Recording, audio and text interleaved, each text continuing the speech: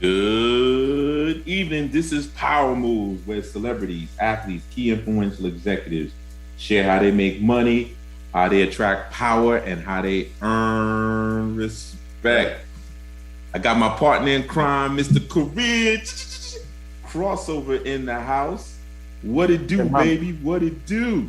man, I'm good. I can't complain. And I got my man 50 grand all the way from Brooklyn by way of Tampa, Brooklyn, Ben's in the and house, no doubt. Joel Sylvain. Yes, sir.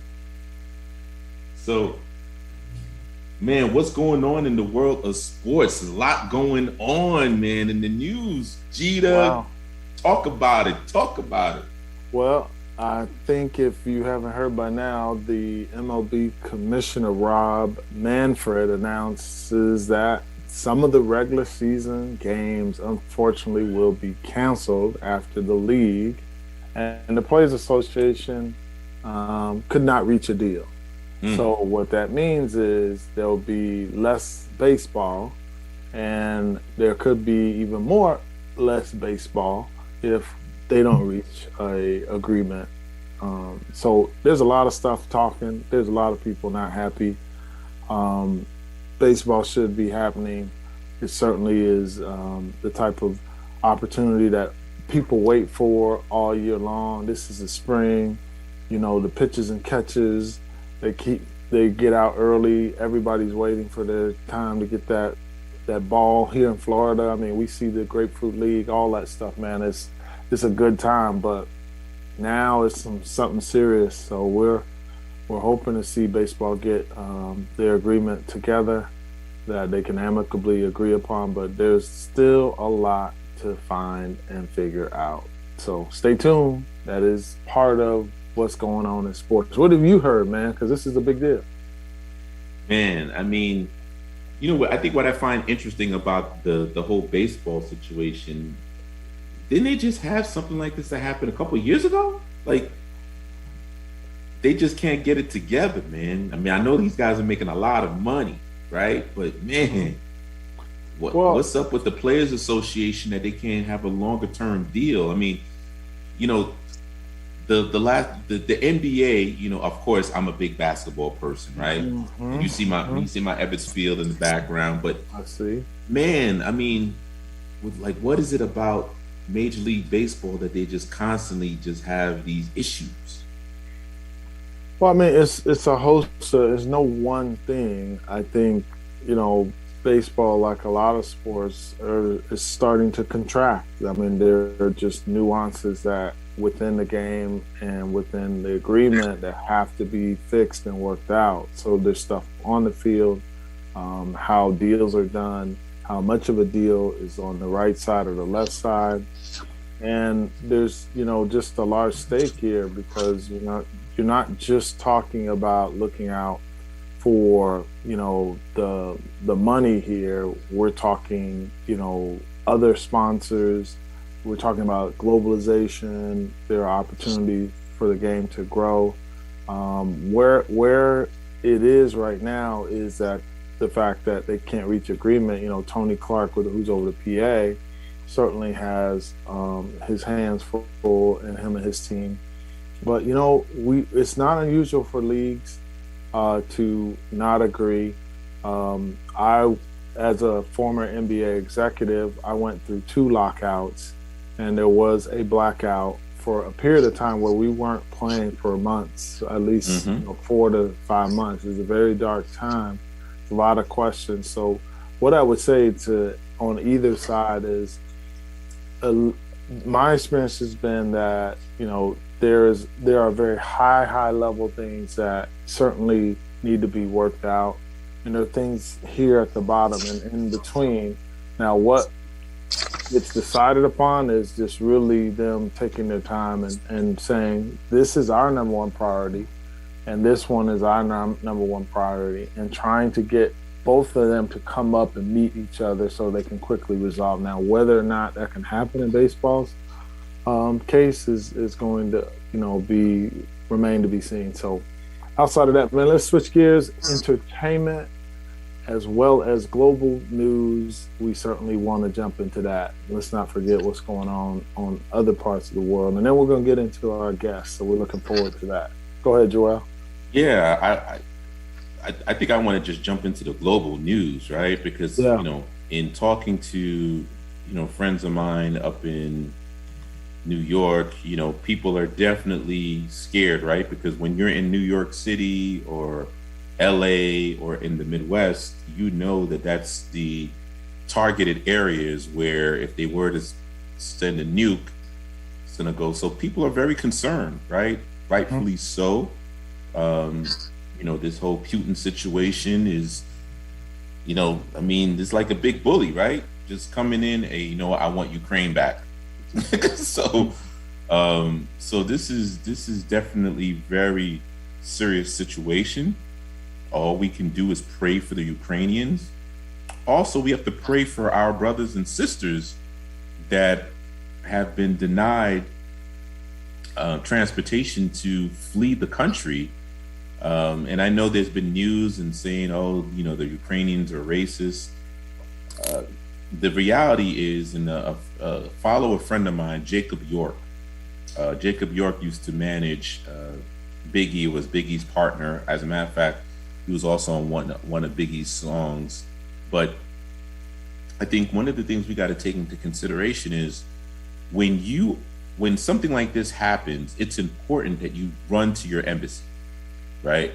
And the State Department of that organization, not organization, but the country that you are from, should have given you some heads up on this situation in the first place to say, we will advise you not to necessarily travel at this time, or it's time for you we recommend that you leave early because we have news. Because the reality of the situation is, with communications the way that it is, before the news channels know what's going on, the governments know what's going on at least a day or two beforehand, right? Mm-hmm. So, with that being said, when you're traveling overseas, you really have to pay attention, whether you're in school or whatever the case may be, to what's the temperament and stay close to your embassy to find out what precautions you might need to take. And like I said, follow my boy Jacob York. He did a great job of even giving some insights on when you're traveling, what to carry and what to look at. In the world of music, I just hung out with Freedom from CNC Music Factory and my boy Diamond,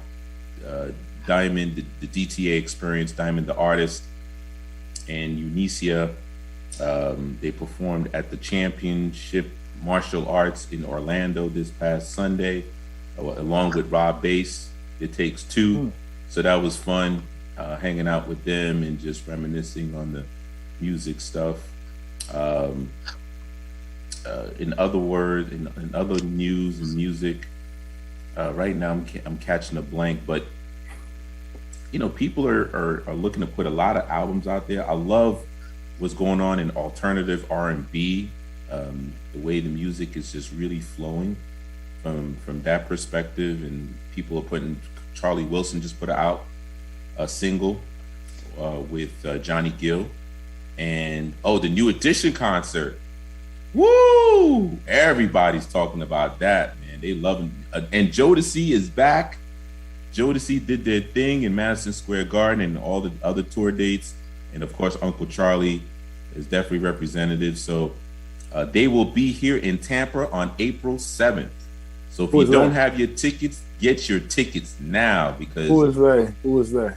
New Edition, okay, the Culture Tour, New Edition, Uncle Charlie, and Jodeci. Yes. So very cool. This is a show that you just don't want to miss. Well, also the fact that we're people are trying to get back to some level of normalcy, where concerts were quite frequent. So this is one of the bigger ones, and it's one for the ages. My kids are like, hey, who's New Edition? Oh, now we know. So there are some things that, sort of what's old is new again. And we're wishing all of them success. Certainly, it's been a long time for artists who have been around to get out. So I think the first couple concerts are going to be real successful, period. We just hope that people control themselves, the environments are safe, there's no, challenges of putting on a good show and leaving there, alive and well and healthy. You know what I mean? So Yes. that's real important, real important. But man, let's go ahead and get on into this. I know we might have some introductions to do, and then we're gonna jump back and then get all the way into this evening's and with our special guest. So go ahead. Yeah. So let's talk. Let's welcome our special guest, formerly known as Queen Goddess, but now she is known. Well, we'll go into that. But most importantly, our guest is an author, spoken word artist, natural hair care consultant, thespian from Harlem, USA. She's been a hair care stylist for many years. Her clients have shared her stories and life experiences with each other. She has released one of her books, which the book is awesome. In honor of Women's History Month, I would definitely invite you guys to make sure you buy this book because it definitely explores the power of a woman. And the name of her book is The Dark Sides of a Woman. She's also currently living in Eufaula, Alabama, in Indian Territory, building her Hakatokni Yamasi Creek tribal house, where she is the chieftainess, and she also spends time in Miami with her lovely daughter, Takima Giassi, named after her beloved father, Takima Giassi, and her daughter lives in Miami, Florida. She's also an herbalist, and most recently, her daughter's father just recently passed away, and she's also one that's really highly in tune with spirituality. So, with our 9 medallions, I would say today I would definitely want to talk about spirituality and spiritual power, as well as just ingenuity, because this lady, as a single mom raising 2 kids, she has done her thing. So let's welcome to the show Chieftainess Iskatani Hadapushik Nidakomi, which means little butterfly under the moonlight. Welcome to the show.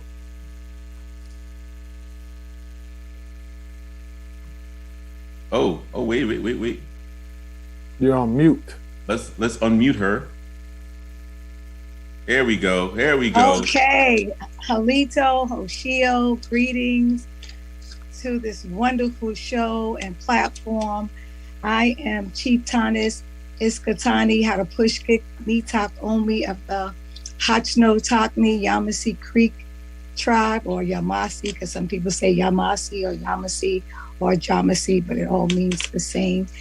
And I'm here to enlighten, the women and men for, like you said, Women's History Month, because the women give birth to the men.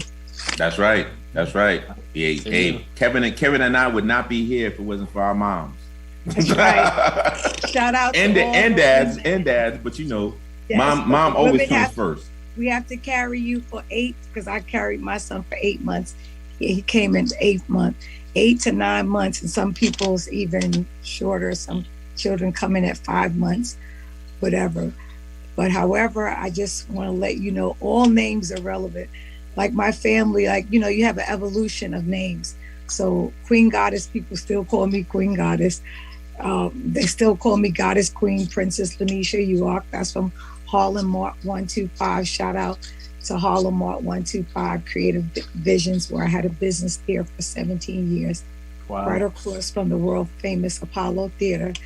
Famous Apollo Theater. Well, hold on, before we touch on that, because we got to pay commercials over here, and I know my producer be on me. So we're gonna come back after the break so we can get you in, and and once again, this is Power Moves, where celebrities, athletes, key influential executives share how they make money, how they attract power, and how they earn respect. See you after the break. Be right back.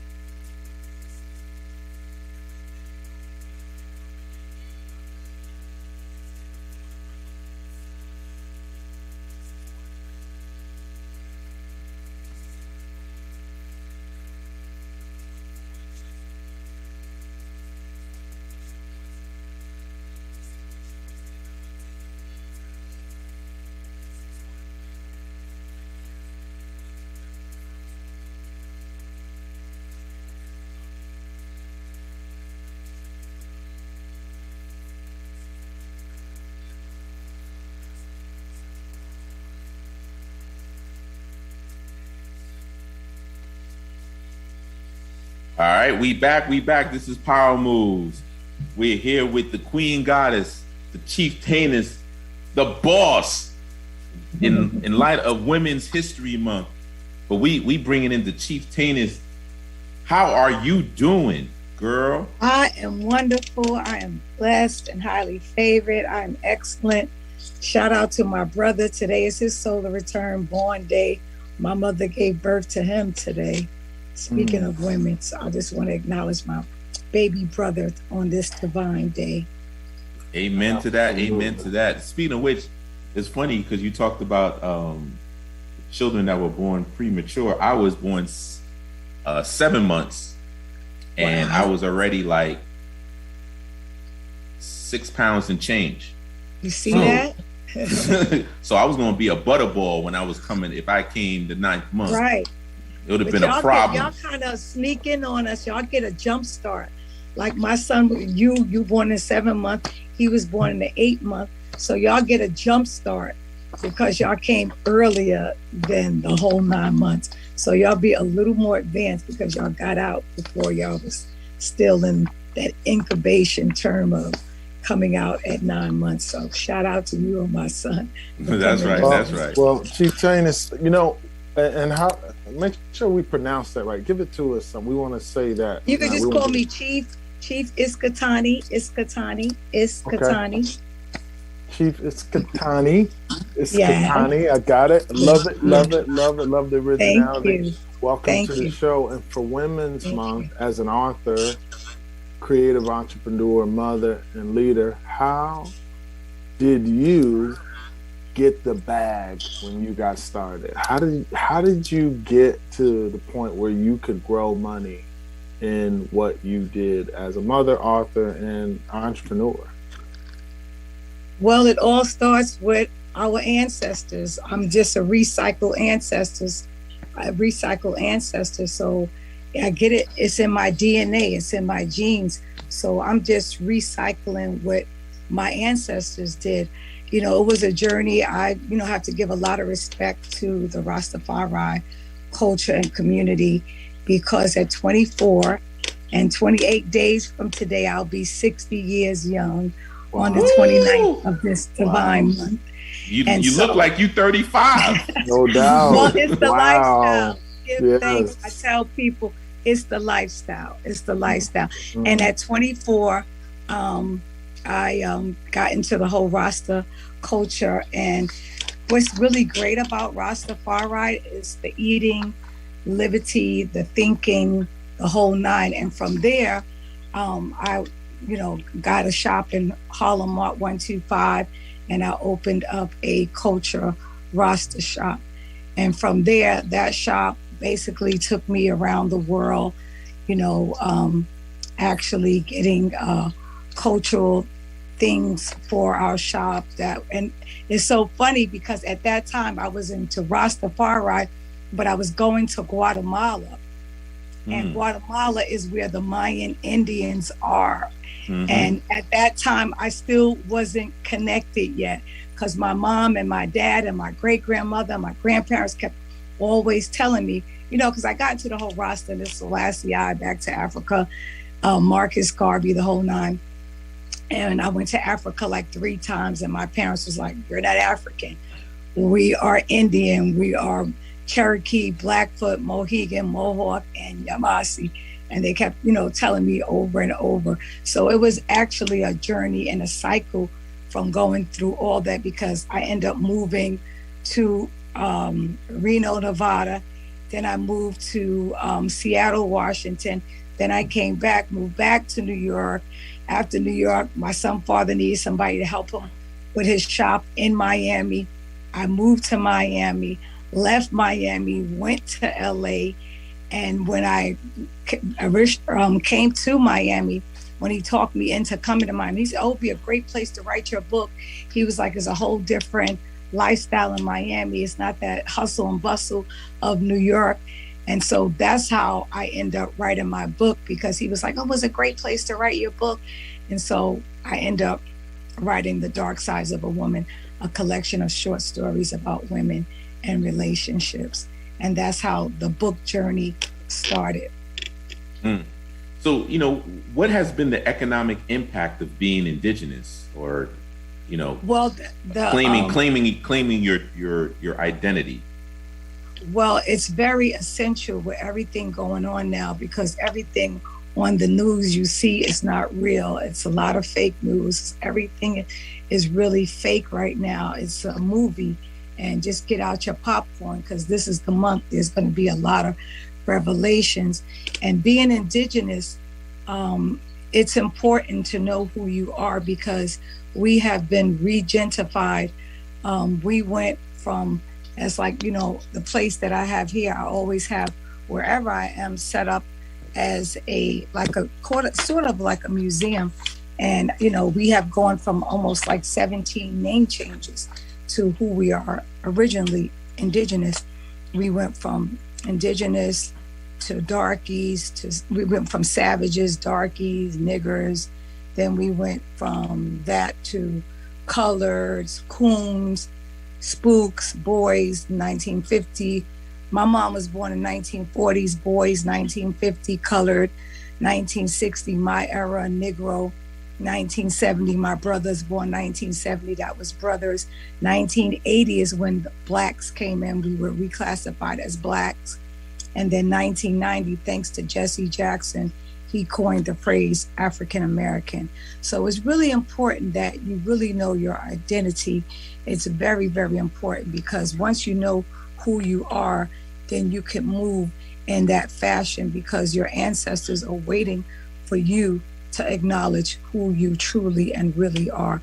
And everybody in the world knows who we are over here.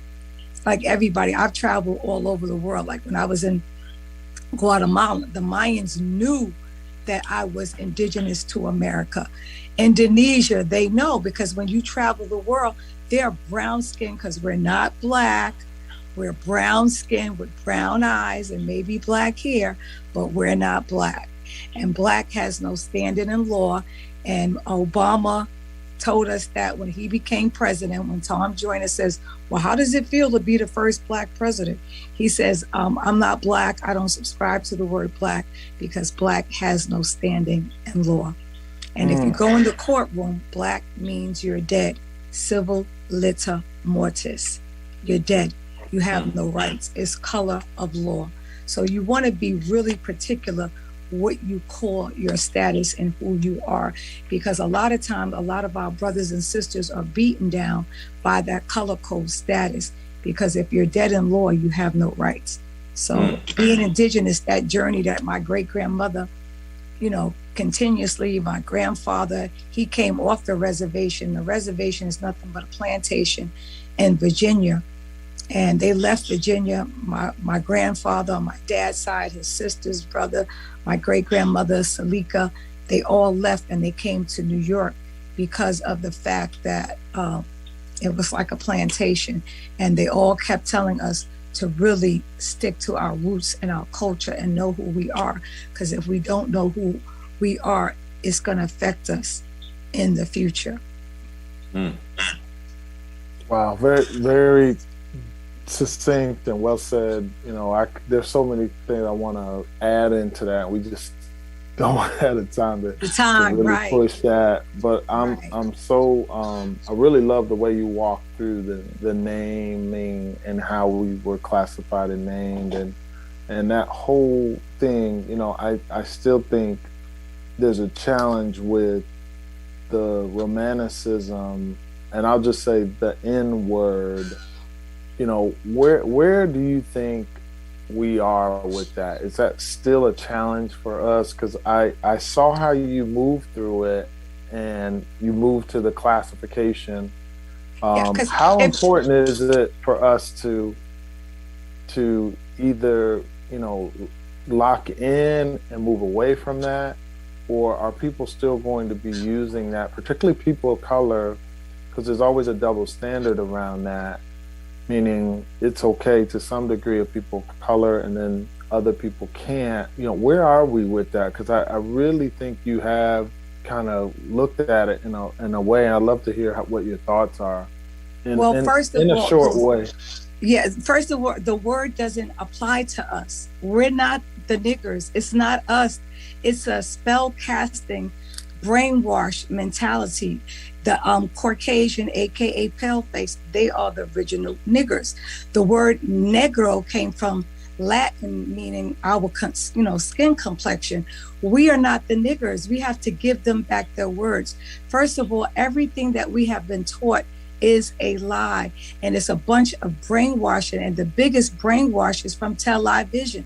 Like most of the history of everything we get is from television, and television can keep you in the dark, because most people that are indigenous, because we're indigenous everywhere in the world, the whole four corners of the earth, Asia, Europe, Central, South America, and the continent is all indigenous, aboriginal, autochthon, brown skin, brown eyes, black hair, black eyebrows, black eyelashes, people. You know, and so that word is not our word. It's trickery. It has nothing to do with us, but they use these words to spell cast. They're casting spells. That word has nothing. Like our people have taken the word and making it a term of endearment. And now we don't only use it, the whole world uses it. Everybody is vibrating on the word nigger. And like I said, here at my space, I have I can just show you real quickly how it went from the 1600s savages, 1800 niggers, 1900 darkies, 1910 pygmies, 1920 coons, 1930 spooks, 1940 boys, 1950 colored, 1960 my era Negroes, 1970 brothers, 1980 blacks, 1990 African American. The 2000 is what? 2000 now is autochthon, aboriginal, original. Okay, these words are spell casting words. The word nigger never applied to us. Because when you look up the word nigger, it means a low life, a low class person. Correct? So who is doing the low life, low class things to people worldwide? The Caucasian pale face. So boom. On that note, we dropped the bomb on that because we got to pay some bills. Go pay your bills. All right. So once again, this is Power Moves, where celebrities, athletes, key influential executives share how they make money, how they attract power, and how they earn respect. We be back in 2 minutes. Woo-wee. Dropping some bombs over here. Yes. Let's go, let's go, let's go. Let's go.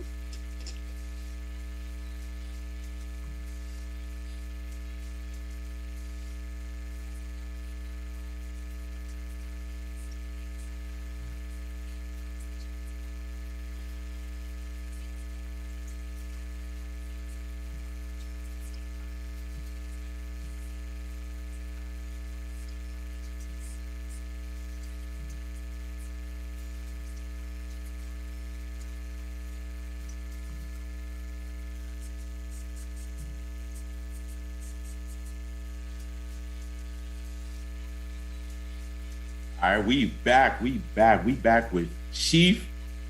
It's Katani. It's Katani dropping bombs over here. Dropping jewels. Dropping bombs. It's not a game. It's not a game. Man, so we were just talking about the economic impact of being indigenous and how, we can't get caught up in the names that other people call us. We need to know who we are and whose we are for us to dictate our destiny. Our destiny. Well said. So Kev, man, what you got to say, man? So, one of the things, my wife is an organic farmer, and can you explain how important that is in becoming a farmer now, and how is that a money move? Well, it's an indigenous, a toxin, aboriginal, original move. Like our ancestors, that's all they did. That's all we taught them. If you listen to Martin Luther King's speech, when he says, so we're going to get our check, when we go to Washington, we're going to get our check. He talked about how they were bringing all the peasants over from Europe here to teach them farming. Who was teaching them farming? We were teaching them to farm. They didn't know anything about farming. We were teaching them to farm because that's the way of life of indigenous people worldwide. This in the 1920s, around the 1900s, we had 20 million acres of land. Now we hardly have any because the new generation, and shout out to Waka Flocka Flan. He has been the pioneer of telling people we're not Black, that he's indigenous. He's been the pioneer in the hip hop community, letting people know it's important to farm. He's always posting up that he's starting his farming, and he's a major influence. Now, shout out to Kevin Gates too, because he's doing the same thing. He's buying up lots of land. They're farming because they're getting it. We're in the age of truth for 2,156 years. We're in the age of truth, enlightenment, and knowing. So it's an awakening right now. People don't even know why they're doing it because our ancestors are connected to us, and it's something that's in our DNA that we have to do. If you don't grow your own food, you're in trouble. Like I'm here in Eufaula, Alabama. My uncle grows yellow watermelon, red watermelon. He has cows, he has bulls, he has collard greens, he has kale, he has green, he has corn. And he just turned 75. He moved to Detroit, Michigan, and came back 35, maybe almost 40 years. He came back to be a farmer. And a lot of the young people are not getting it, but because of these hip hop legends, these people that's doing it now, people are starting to get it. There's a lot of young people in Midway, Alabama, right near here. They're starting to farm because it's organic, it's essential, and you have a connection to Mother Earth where you evolve. And I would say, and so well said, and I think what's important, there's a special outset called They're Trying to Kill Us. And yes. Have you seen that? And it specifically talks about what's in the food and why we particularly from a hip hop perspective, they've gotten really some of the biggest and the best names to really talk about why we need to embrace eating well and really changing our mindset that there was a shaming around farming because of sharecropping, and really we should not be ashamed at all that our ancestors knew how to use the land and live off the land. And now we're in a period where our food sources are being broken down in terms of supply chain, and you need to live and understand you may have to live off of the very land or pots or whatever you got around you. So don't sleep on the fact that when someone says organic, it actually means the cleanest you could possibly get, in terms of your food. But it's very important what you're saying. It's important for us to not in any way lessen the fact that our ancestors were farmers, have been farmers, and will continue to be. And that's a way of life we really need to get back to, because our land is telling us, and the planet is telling us it needs it. Yes, that's interesting that you talk about that, Kevin, because, and which leads me to ask you a question too, Chief, is, you decided to buy this land in Alabama out of all places.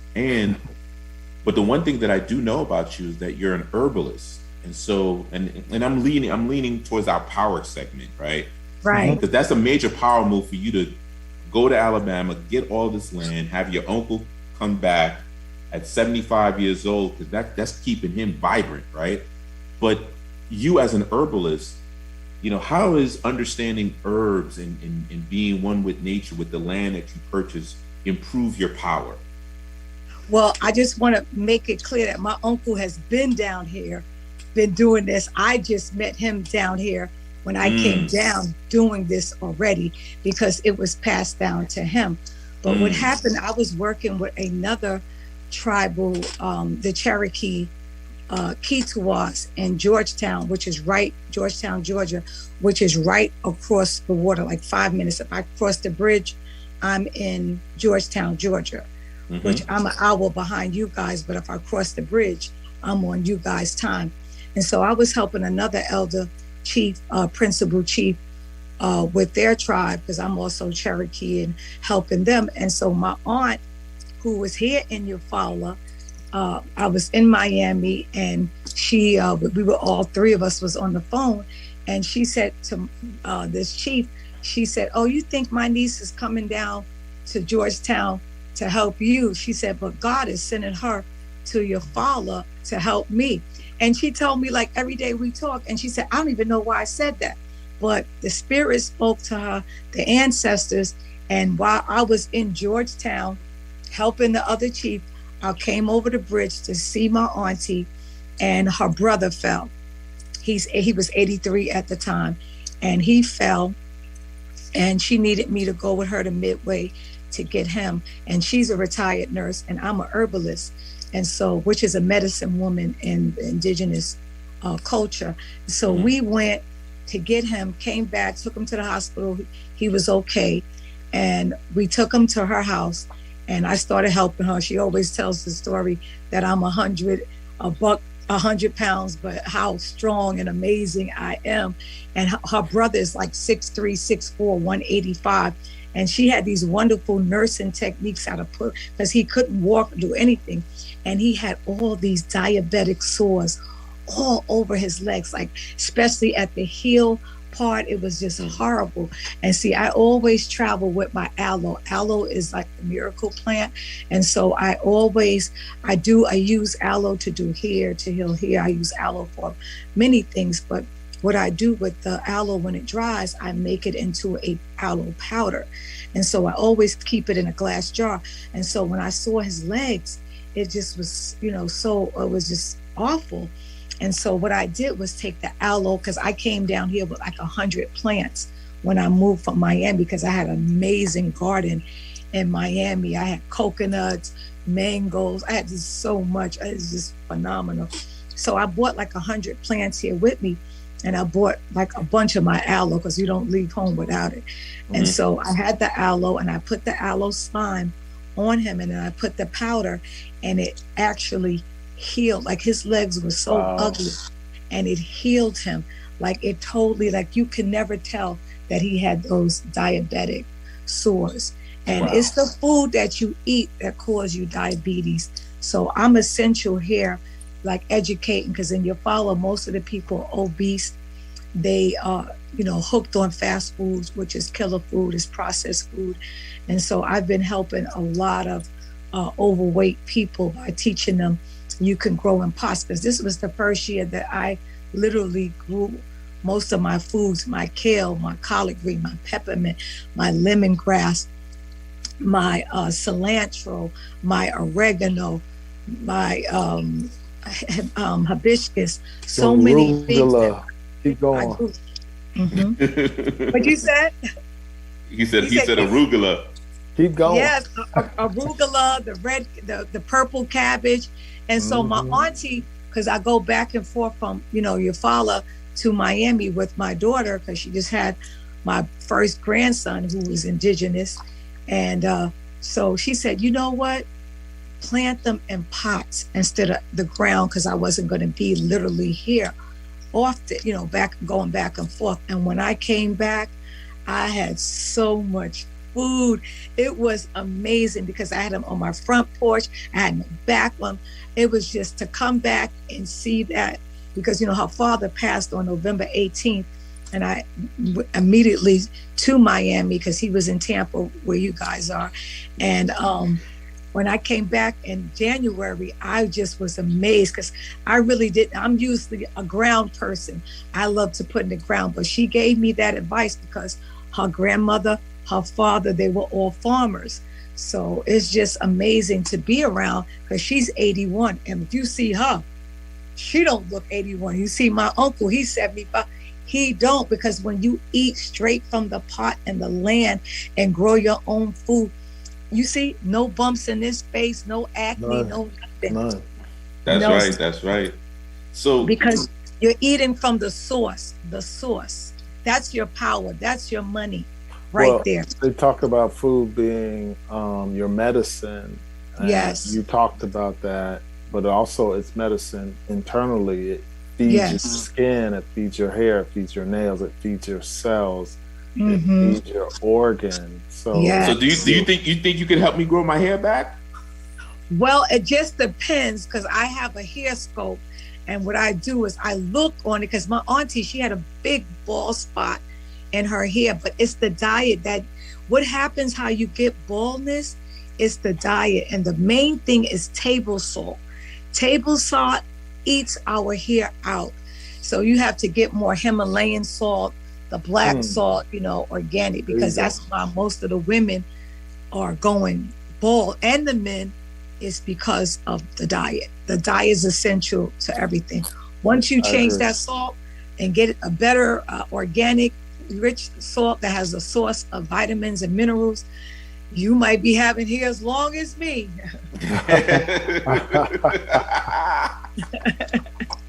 Give me a miracle. Yes. I do have the Himalayan. Stop hair loss product. Stop hair loss now. But it's not going to work if your diet is inorganic. If you still eating junk, it's not going to work.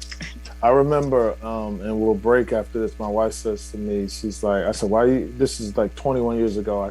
She said, we're going to start eating organic. And I said, do you realize how much it costs? And this is a statement I want people to understand. She said to me, and looked me dead in the face, she said, you either going to pay now or pay later. Yeah. And absolutely. she said, later is a week in the hospital that costs 60 grand. Or later could be weeks and weeks and months, and then you pass away. So what do you want? Pay now? I said, okay. And I want to say, today is Harry Belafonte's Earth Day, solar return birthday. He's 95 years young. Yes. It's the diet. It's the lifestyle. And he eating, straight from the garden, man. The garden. That's right. You're done already, man. Madonna. Yes. And we got pick some commercials Go again. Pay the bills, more fire. Ding, ding, ding. All right, we on break. Gunshot salute.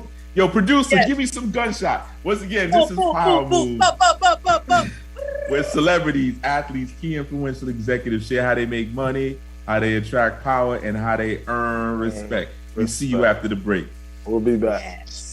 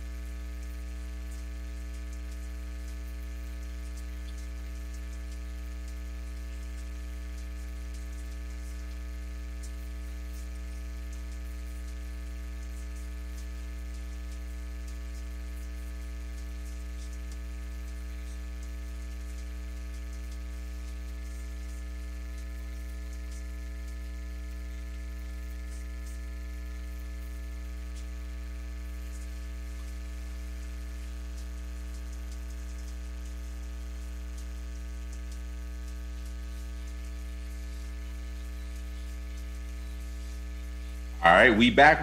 This is Power Moves, where celebrities, athletes, key influential executives share how they make money, how they attract power, and how they earn respect. We are here with Chief Iskatani talking about the power moves of owning your own land, cultivating your own food so that you are the source, because that's the way our ancestors taught us.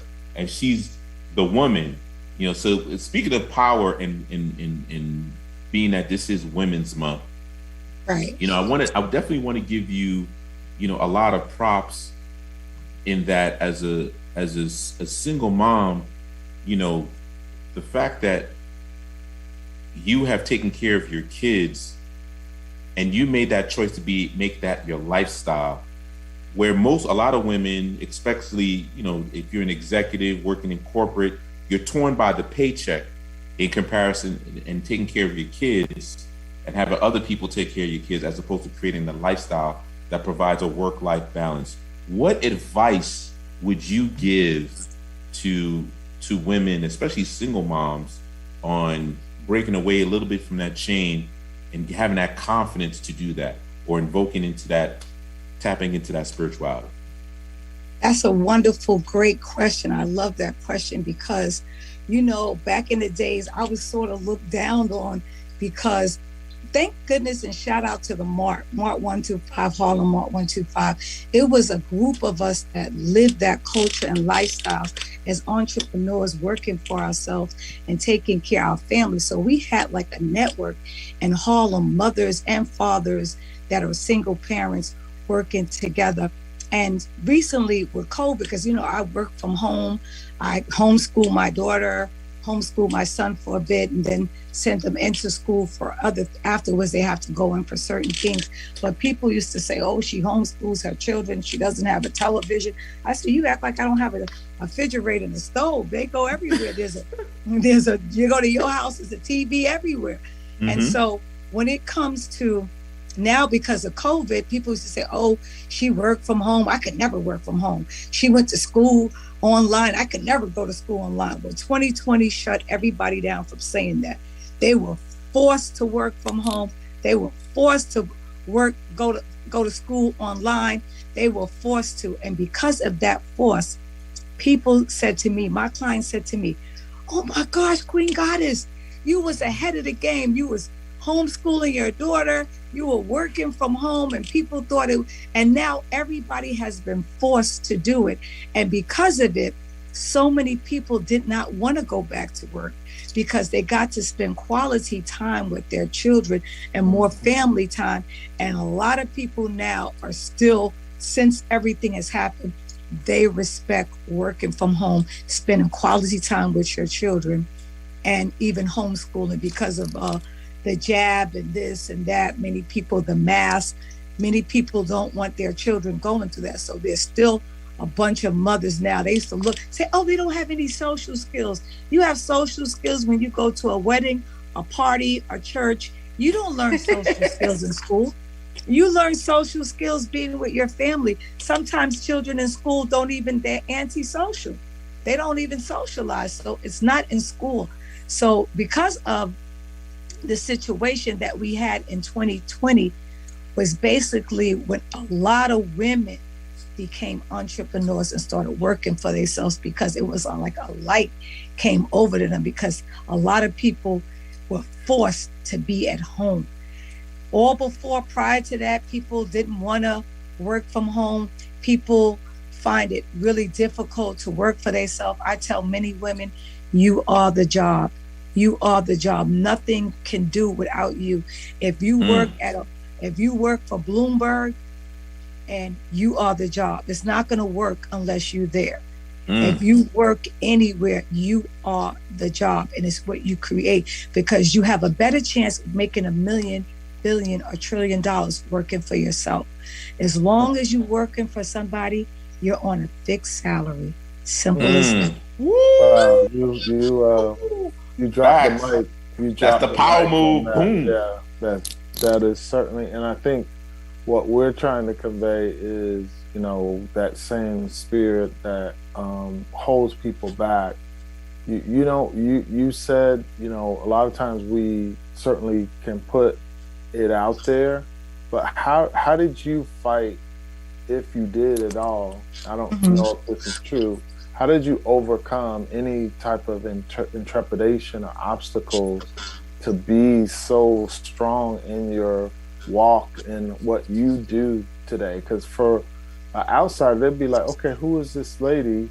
Why is she adorned in such a way? They wouldn't grasp that. But you have to be strong and convicted in what you do to be where you are today. What were some obstacles you had to overcome to be, the woman that you are?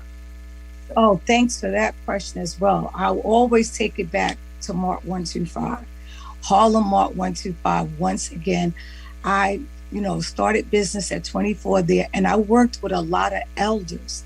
The elders, they always give you the tools, and they give you the strength, and they give you the wisdom and the courage. And most of these people now are gone, but a lot of them, we went through a whole struggle. I know y'all know about Rudy Giuliani, when the whole get the vendors off the street, they wanted to shut down the mart. It was very trying. A lot of people gave up, went back and got a job, but we didn't stop. And with the blessing of them even closing the mart, and they wanted us to open it back up, is that we didn't stop. Like, you don't stop.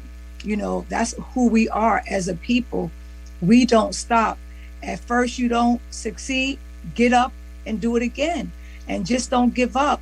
You have to really look at yourself as an innovator, a motivator, and as a person that's gonna take that buggy and boost it and drive. So you have to be driven, because every setback is really a blessing in disguise. You know, you're gonna grow, you're gonna prosper for every setback. Like I said, every obstacle I had, I left New York, I went to Reno, Nevada. I've had businesses everywhere. Like in LA, I was there, I had a business there, I had a culture shop doing hair, and those women were so inspired. And then I told them, I said, well, I'm not gonna rock here too long, because I'm not really feeling Holly weird and the fake Holly. I'm gonna go back to Miami, where sun, because I don't like California's weather. Cold in the day and the night, and like extremely hot in the middle of the day, and then it drops 30 degrees.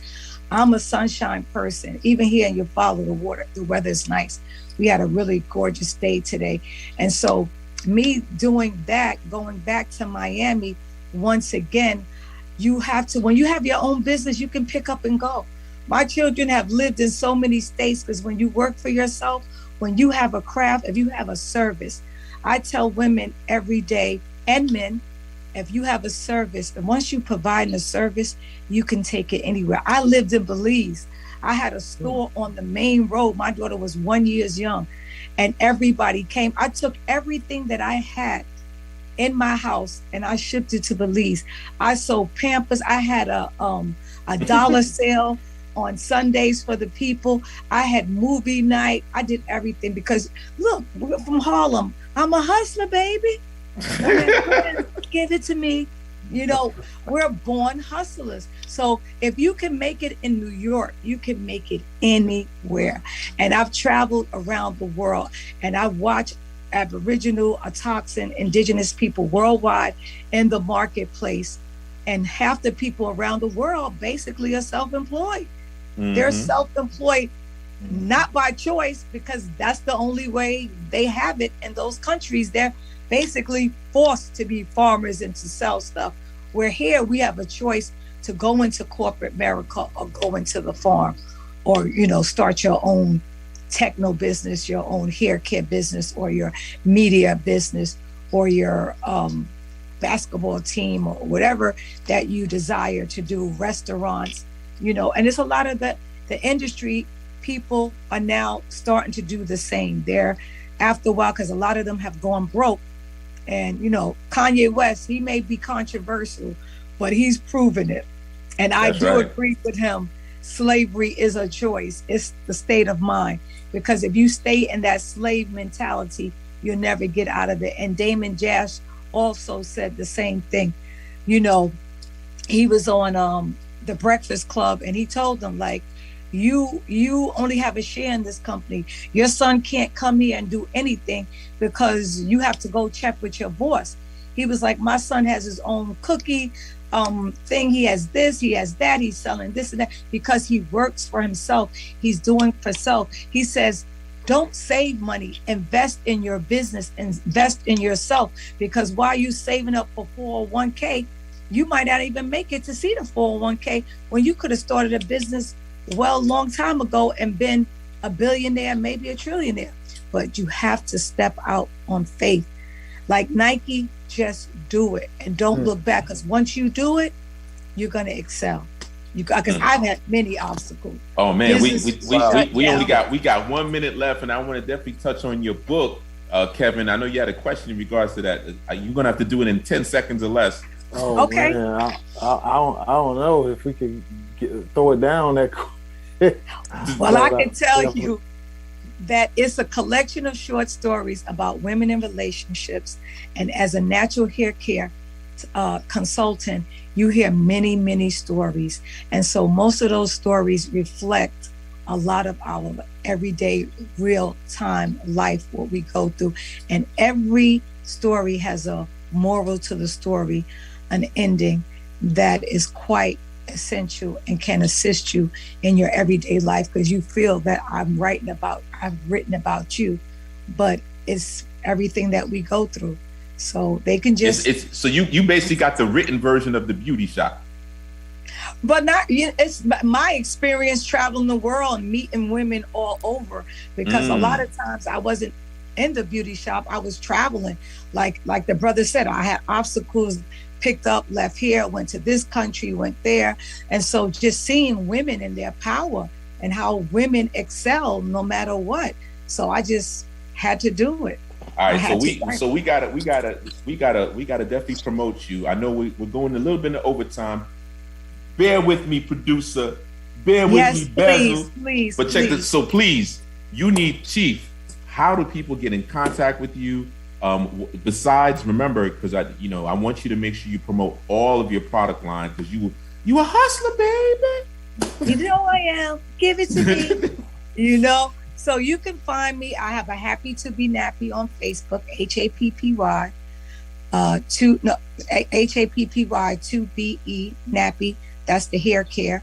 And then I have The Dark Sides of a Woman by Queen Goddess, also on Facebook. And then I have a WordPress blog with all my stories. And then it says about, the book. So you have the link. I have an audio book. I have a spoken word book where my daughter went in the studio at 7, The Power of the Mic. And my son was 16. He filmed it. So everything you can basically find on my blog, because I keep it real and I keep it moving. So you can find everything. I have an Instagram, Happy Natural Hair. I stay on Facebook jail. I stay shadow banned. I stay locked down on Twitter for truth, for healing, but then they end up easing up because the truth will set you free. Set you free. You can always find me on Facebook. You can just Google Queen Goddess, VSA Queen Goddess. You can even Google Chief Iskatani. I come up. I'm in the mix. You can I tell people, Google me, baby. Google me. All right. Well, thank you for a wonderful show. And thank you for honoring Thank you us for having me. I really appreciate you, wonderful indigenous, toxin aboriginal, because you're brown skin with brown eyes, and you have a little black hair at the top, but Kevin has a lot more. Okay, you have a wonderful eyelashes. Yeah, my black hair is microscopic.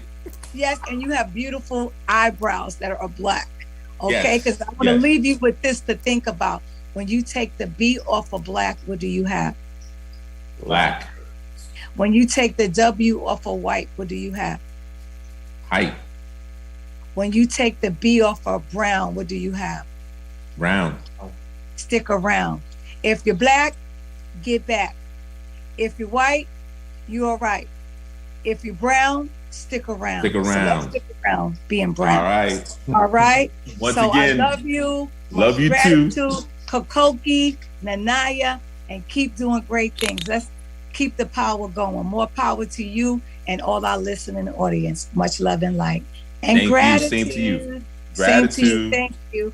Peace Once and again, blessings. this is a great episode of Power Moves where celebrities, athletes, key influential executives share how they make money, how they attract power, and how they earn respect.